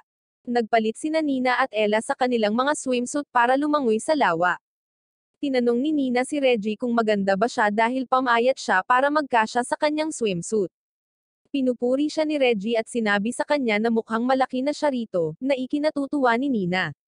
Si Ella, na mabilis na lamusong sa tubig, ay pinapasok si Nina habang nagsasaboy ng tubig sa kanya at kay Reggie. Habang naglalaro ang dalawa sa tubig, hiniling ni Reggie kay Angeles na ipagpatuloy ang kanilang pangingisda, ngunit iba ang mood ni Angeles nang makita ang kanyang minamahal na si Ella na naka-swimsuit. Nawala ang sarili, dumudugo ang ilong, at bumagsak sa lupa. Maayos naman siya, at walang pinagsisisihan sa mundo. Hinahayaan siya ni Reggie dahil kaya niya itong mag-isa gamit ang kanyang sikretong sandata na tinatawag na Big Catch Body, isang malakas na jelly na naglalaman ng mga pheromone na may malakas na epekto sa pang-amoy ng isda. Iniisip ni Reggie ang kanyang proseso sa paggawa ng jelly. Ginawa niya ito sa pamamagitan ng pag-angkop ng isang beast lure potion na ginawa niya noon, at ito ay gumagana sa pamamagitan ng pag-aakit ng isda sa kanyang kawit. Itinapon niya sa tubig ang kanyang wire na pangingisda, na agad na umaakit ng mga isda, ngunit ang mga isda ay nagwawala kapag may dumating na mas malaking isda, na sa una ay nakakalito kay Reggie. Hindi nagtagal ay natuwa siyang makita ang mas malalaking isda, at chinir siya ni Nina at Ella kapag nakita nilang may nahuli siya. Sinusubukan niyang hilahin ang isda mula sa tubig, ngunit ito ay masyadong mabigat. Pilit itong humiwalay na halos hilahin siya sa tubig, ngunit kumapit si Reggie at kalaunan ay inilabas ito sa tubig, na naging dahilan ng pagbagsak niya sa lupa kasama sina Nina at Ella. Ang isda ay dumadapo sa lupa sa anyo ng isang patak ng tubig na nagsisimulang gumalaw, at nagiging isang babae. Ang babae, na ang pangalan ay Vicky, ay nagpahayag ng kanyang pagkadismaya sa pagkahuli dahil akala niya ay nakakita siya ng pagkain, ngunit ito ay konektado sa isang kawit, na sumakit sa kanyang pisngi. Nataranta sina Nina at Ella nang makita ang babae dahil kakaharap lang nito sa kanila. Hindi rin alam ni Reggie kung paano ito ipapaliwanag, ngunit sinabi niya sa kanila na magkasama silang nangisda sa kanya. Galit si Vicky sa mga taong hamuli sa kanya at tinawag silang malupit. Humihingi ng paumanhin si Reggie dahil hindi niya sinusubukang mangisda sa kanya. Hiniling ni Reggie sa kanya na umalis kay Angeles na nadaganan niya noong umahan siya sa tubig at naging dahilan ng pagkahimatay niya. Maya-maya, kapag nagising na si Angeles, tinanong niya si Reggie kung maaari ba nilang palayasin si Vicky dahil di naganan siya nito at hindi karapat-dapat na mabuhay. Ipinakilala ni Vicky ang kanyang sarili bilang espiritu ng lawa habang nagtatago sa likod ni Reggie, natatakot kay Angeles. Humingi siya ng paumanhin sa pagdaygan niya sa kanya at tinanong kung ano ang ginagawa niya doon. Hindi na rin maalala ni Angeles kung bakit siya nandoon, kaya sinabihan ni Ella si Vicky na huwag siyang pansinin at kumain ng tanghalian kasama nila, niyaya si Reggie na sumali din. Sinabihan niya si Angeles na huwag ay bully si Vicky, at nadismaya si Angeles na pag-alitan siya ng kanyang minamahal at nagtatampo. Ipinakita ni Nina kay Vicky na marami silang pagkain, at nagsimula siyang makaramdam na hindi karapat-dapat sa kanilang tanghalian. Wala siyang tiwala sa sarili at iniisip niyang gagawin niyang awkward ang tanghalian nila. Sinabi sa kanya ni Reggie na ayos lang, pero nagsimulang isipin ni Vicky na baka nagpapanggap ang grupo na tanggapin siya sa grupo nila dahil gusto lang nilang magsabi ng masama sa kanya mamaya. Sinabi sa kanya ni Reggie na hindi nila gagawin iyon. Hindi niya maintindihan kung bakit siya nagiging negatibo. Lumapit sa kanya si Ella at sinabi sa kanya na mabubuting tao sina Nina at Reggie, at inalok siya ng sandwich habang kumakalam ang kanyang tiyan. Nang sa wakas ay tinanggap na niya ang sandwich at kinain ito, nasiyahan siya dito. Sinabi sa kanya ni Nina na maaari siyang magkaroon ng marami hanggat gusto niya, ngunit hindi siya sigurado, nagtatanong kung hindi nila siya ibubuli pagkatapos niyang kainin ang pagkain. Siyempre, hindi nila siya ibubuli. Gusto ni Nina, ang gumawa ng mga sandwich kung kakainin ni Vicky ang kanyang pagkain. Sa wakas ay tinanggap ni Vicky na sumama sa kanila at kumain ng kanilang pagkain. Nag-uusap na sila ng maayos, at nalaman ni Vicky na ang ginamit ni Reggie na pang-akit sa kanyang hook ay isa sa mga gamot na ginawa niya. Hindi niya akalain na makakahuli siya ng espiritu. Nagtataka si Nina tungkol sa mga espiritu at sa kanilang pag-iral, nakalimutang isa rin siyang espiritu. Iniiba niya ang paksa at tinanong si Vicky tungkol sa hindi niya kinakain. Curious din si Reggie doon, at tinanong kung bakit hindi niya kinakain ang isda sa lawa. Sinabi ni Vicky na hindi niya makakain ang kanyang mga kaibigan, ngunit ito ay dahil hindi niya sila mahuli. Ipinaliwanag niya na dati niyang kinakain ang mga handog na iniwan ng mga taong pupunta sa lawa, ngunit hindi na sila dumarating. Naalala ni Nina na dati ay may shrine din sa lugar, at idinagdag ni Vicky na siya ay isang kahangahangang espiritu minsan, ngunit kumakain lamang siya ng mga handog at walang ginawa para sa mga tao. Iniisip niya na akala nila siya ay isang kaiyahiyang espiritu at nawalan ng tiwala sa kanya. Habang lumiliit ang bilang nila, nagpakita ang mga halimaw, na lalong nagpal-ayag sa mga tao. Habang nagsasalita si Vicky, nalulungkot siya at nag-aalala na pagtatawanan siya ng kanyang mga bagong kaibigan ngayong nalaman na nila ang kanyang kwento. Tiniyak naman ni Nina at Ella na hindi siya tatawanan ng mga ito. Sa sandaling ito, si Vicky ay nagiging patak at humiling na dalhin siya sa tubig. Mabilis na nagmadali si Reggie na itapon siya sa tubig, at pagkatapos magpalamig, muli siyang lumabas. Ipinaliwanag niya na hindi niya mapapanatili ang kanyang pisikal na anyo maliban kung ang temperatura ng kanyang katawan ay mananatiling mababa, kaya gusto niyang manatili sa tubig ng ilang sandali. Pinakiusapan siya ni Reggie na mangisda kasama sila dahil nasa tubig na siya, at makikita niya muli ang pain. Gayunpaman, hindi iniisip ni Vicky na makakahuli siya ng anuman, at ang grupo ay hindi magiging masaya sa pangingisda kasama siya. Tiniyak sa kanya ni Ella at Nina na ayos lang kung ipapakita nila sa kanya kung paano ito gagawin. Inanunsyo ni Reggie na magkakaroon sila ng isang uri ng kompetisyon at magsaya. Tinulungan niya si Vicky na i-set up ang kanyang fishing pole at sinabihan siyang iangat ito kapag may nahuli siya. Tila nag-aalala si Vicky, at tinanong ni Reggie kung bakit. Tinatanong ni Vicky kung bakit siya maalalahanin. Hindi rin alam ni Reggie kung bakit, kaya naisip ni Vicky na maaaring dahil ito sa gusto nitong magkaroon ito ng pabor sa kanya para magamit siya sa ibang pagkakataon.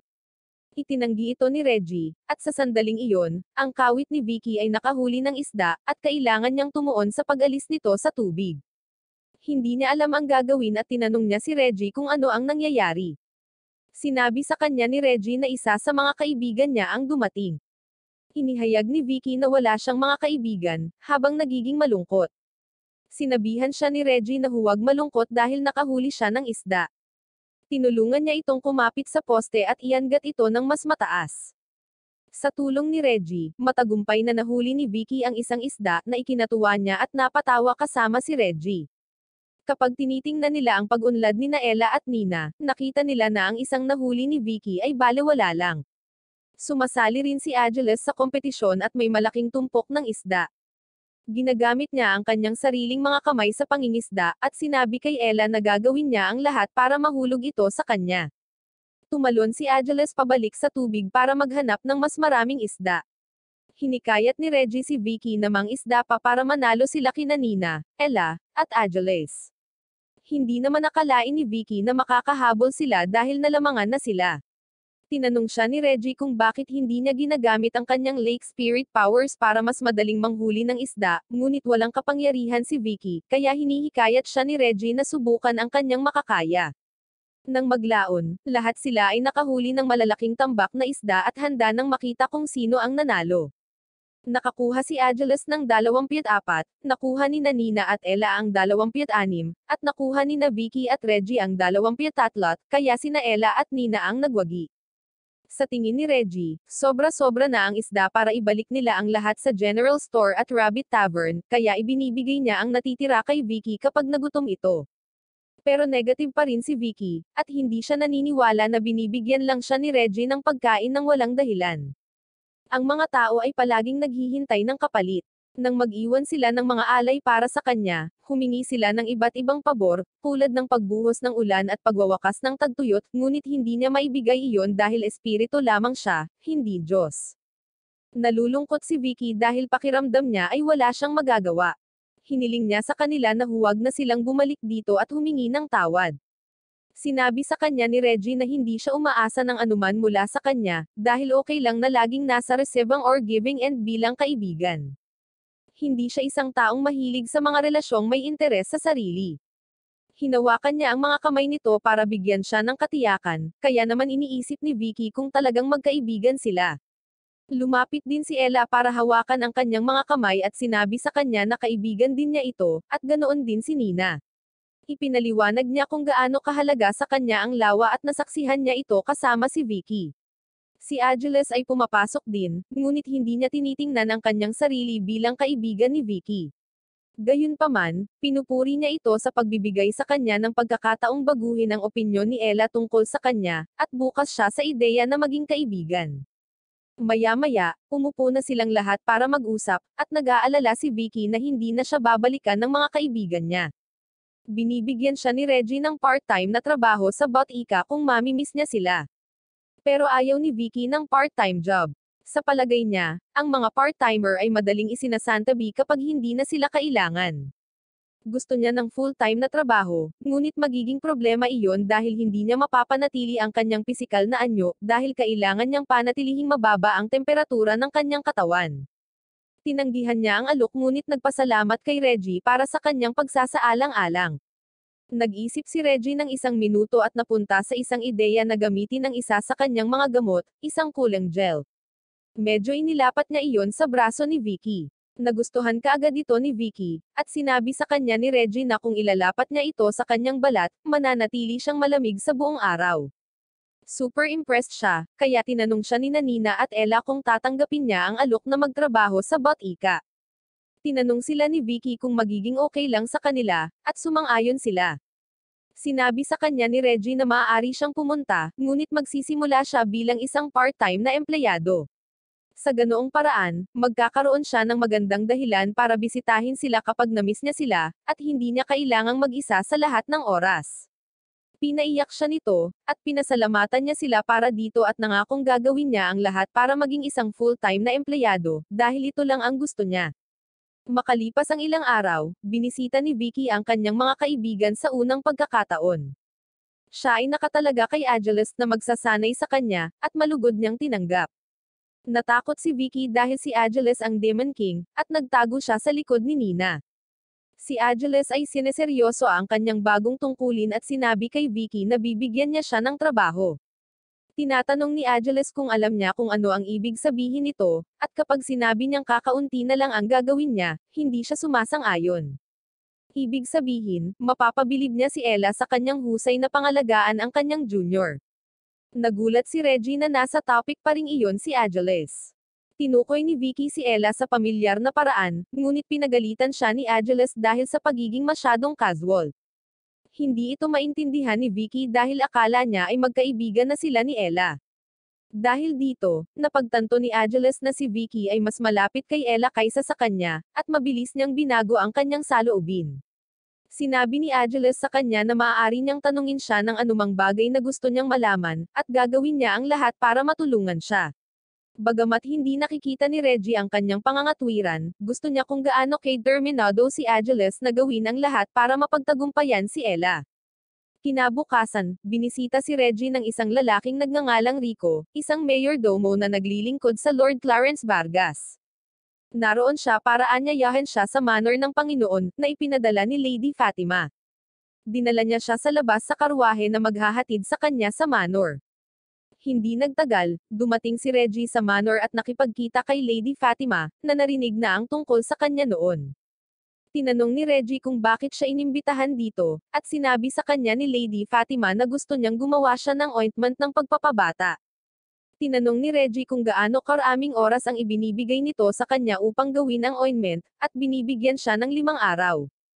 Kailangan niyang dalhin ito sa hapon ng ika-5 araw dahil may dinner party sila sa gabing iyon, at gusto niyang maging maganda siya. Sinabi sa kanya ni Reggie na ang 5 araw ay hindi sapat na oras, dahilan upang maibulalas niya kung gusto ni Reggie na tiisin niya ang chismis ng iba pang mga Panginoon tungkol sa kung ilang taon na siya. Sinubukan ni Reggie na pakalmayin siya at pinupuri ang kanyang hitsura at kabataan.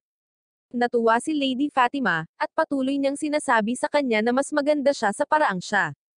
Naiintindihan niya na nakikita siya nito sa ganoong paraan, ngunit ang iba ay hindi, na walang silbi. Nakikisimpat siya si Reggie sa kanya dahil napagtanto niyang nawawalan siya ng kumpiyansa kapag may nagkakalat ng chismis tungkol sa kanya. Ganito rin ang nararamdaman niya noon sa totoong mundo. Hiniling sa kanya ni Lady Fatima na tulungan siya, nag-aalok siya na magbayad pa para dito. Sinabi sa kanya ni Reggie na gagawin niya ito, at gusto niyang bayaran siya ng patas. Kinukumpirma nito na lilikha siya ng ointment, at sumasang-ayon siya na susubukan niya ang kanyang makakaya. Gayunpaman, hindi siya nangangako na ibabalik ang kanyang kabataan, ngunit susubukan niyang tulungan itong magmukhang mas bata. Natutuwa si Lady Fatima na marinig ang mga salita nito, na nagpapaisip sa kanya na tutulungan siya nitong pigilan ang kanyang pagtanda at maaaring baligtarin ito, na isang tagumpay na nakamit ng mga henyo na lumalaban sa Diyos. Pagkatapos ng 4 na araw, inipon na ni Reggie ang lahat ng sangkap na kailangan niya sa paggawa ng ointment at nagsimulang magtrabaho. Nagtagumpay siya sa paggawa ng isang moisturizing at beautifying skin ointment, at sa ika-5 araw ng hapon, pumunta siya sa manor upang ihatid ito. Ibinigay niya kay Lady Fatima ang ointment at sinabihan itong ipahid ito sa kanyang mukha pagkatapos maligo. Hindi siya naniniwala na magagawa ito ng ganoon kadali, kaya sinabi sa kanya ni Reggie na maaari niya itong subukan, at kung hindi ito gumana, hindi niya kailangang bayaran siya. Binuksan niya ang lalagyan at nagkomento sa mabangong amoy nito, na nagmumula sa iba't ibang prutas at bulaklak. Inutusan siya ni Reggie na subukan ito sa likod ng kanyang kamay, at ginawa niya. Gusto niya kung gaano ito kadaling mag-blend sa kanyang balat at kung gaano ito kabilis ma-absorb, ngunit nag-aatubili pa rin siyang ilagay ito sa kanyang mukha. Sinabi sa kanya ni Reggie na siya ang kailangang humarap sa mga chismis o sa party, hindi siya. Kung ayaw niyang gamitin ito, hindi niya kailangan. Sa wakas ay nagpa siya si Lady Fatima na gamitin ito kapag narinig niya ang talumpating ito. Pagod na siyang kutsain sa lahat ng oras, at hinihikayat siya ni Reggie na balikan ang mga taong nangungutya sa kanya. Gumagamit siya ng ointment, at pinasisigla nito ang kanyang mukha, tinutulungan siyang baguhin ang mga opinyon ng mga sismose. Dahil sa lahat ng mga nagawa ni Reggie, siya at ang lahat ng tao sa bayan ay iniimbitahan sa manor para sa isa pang party.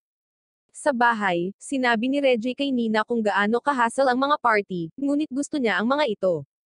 Sinabi ni Nina sa kanya na bago sila dumating ni Ella, siya ay labis na malungkot. Ngayon, maaari na siyang pumunta kahit saan kasama nila tulad ng kanilang pamilya. At ito ay nagpapasaya sa kanya. Sinabihan siya ni Reggie na magbihis at maghanda para sa party. Pagkatapos magbihis, pinuri ni Ella si Nina sa kanyang damit at make-up. Sinabi ni Nina sa kanya na naghahanda na rin si Reggie. Pumunta sila at tiningnan kung ano ang hitsura niya at natagpuan siya sa gitna ng pagbibihis na ikinahihiya nila. Humihingi sila ng paumanhin sa pagpasok ng hindi kumakatok at hinihiling na makita siya kapag tapos na siya. Pagkatapos magbihis ni Reggie, pinuri siya ni Nina at Ella, na nasa sabik siyang dumalo sa party. Tinanong ni Reggie kung okay lang sa kanya na isuot ang suit ng ama ni Nina, at sinabi niya sa kanya na matutuwa ang kanyang ama. Lumapit si Angeles sa kanila pagkagising, at nasa sabik na makita si Reggie na nakasuot.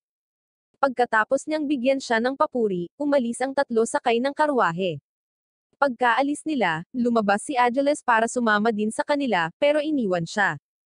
Dumating ang tatlo sa manor at humanga sila sa maraming tao doon.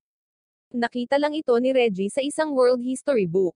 Nakakita si Ella ng pagkain at pumunta siya para kumain gamit ang kanyang mga kamay, ngunit sinabihan siya ni Reggie na gumamit ng mga kagamitan. Pagkatapos, nakipagkita sila sa anak ni Lady Fatima, at pinasalamatan niya sila sa pagdating. Pinupuri niya ang hitsura ni Reggie dahil hindi pa niya ito nakitang nakasot. Ang kanyang ama, ang Lord, ay sumalubong din sa kanila, kasama ang kanyang asawa, upang sabihin sa kanila na magsaya sa party. Sinabihan niya si Reggie na I enjoy ang sarili dahil maraming babae doon na gustong makilala siya. Nang lumingon si Reggie sa paligid, nalaman niya maraming babae ang nakatingin sa kanya, nag-uusap, at namumula sa kanilang mga sarili. Medyo hindi siya komportable. Pinalibutan siya ng mga babae at sabay-sabay na nagpakilala, sabay-sabay silang nag-uusap. Pinapanood lang ni Nina at Ella ang eksena habang nangyayari ito. Nagalit ang anak na babae ni Lady Fatima dahil hindi siya pinapansin ng mga bisita para kausapin si Reggie, at medyo naging magulo ang party. Nandoon din sina Darwin at Mark, at umiinom ng alak na parang umiinom ng tubig, na nagtanong kay Rika kung nagsinungaling si Darwin tungkol sa pagiging lightweight. Hindi siya nagsinungaling, uminom lang siya ng gamot na nagpapataas ng tolerance niya. Natuwa si Rika sa narinig at inalok siya ng mas maraming inumin. Dumating si Annalise para tanungin si Darwin kung ano ang mali sa kanya, at nang makita siya ni Darwin, umibig siya ngunit nagpasya siyang mag-focus sa pag-inom. Tinatawagan ng Lord ang mga dumalo upang bigyang pansin ang mga bagay-bagay. Isang performer, si Curio, ang umakyat sa entablado, at lahat ay nag-cheer sa kanya. Nakita niya si Reggie at kinindatan siya, na ikanalito ni Reggie. Sa labas ng gate ng manor, galit si Angeles dahil hindi siya pinapasok dahil sa medyo late. Sinusubukan niyang aliwin ang sarili sa pamamagitan ng paglalaro ng Ella plushie na mayroon siya. Dumating si Bob at naaawa sa kanya. Sinabi niya sa kanya na dapat silang magdaos ng sarili nilang dance party sa labas ng gate.